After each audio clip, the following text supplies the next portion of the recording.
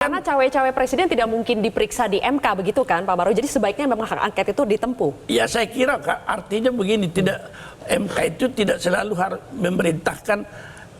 Paradigmanya di MK itu sama dengan peradilan, siapa yang mendalilkan dia harus membuktikan. Oke.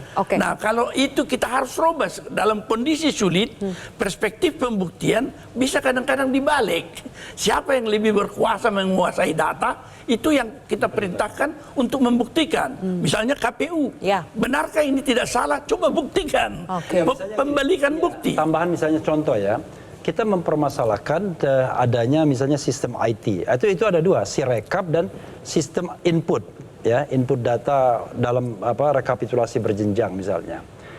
Orang mengatakan kalau misalnya kita curiga, Anda buktikan dong. Ya gimana kita membuktikan? Kita nggak pernah dapat akses, ya kan?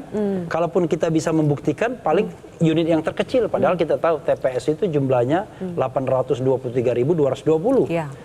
Kalau misalnya kita mempermasalahkan kata Ketua KPU cuma 2.325 saja masalahnya, karena yang itu bisa dikenali, kok bilang cuma dia?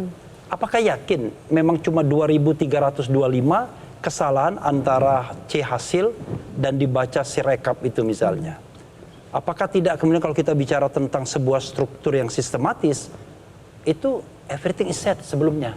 Kan itu juga harus dibuka, dibongkar oleh ini. Karena saya ngulangin ini, mohon maaf ya, saya kedatangan anggota KPPS, walaupun itu harus dibuktikan.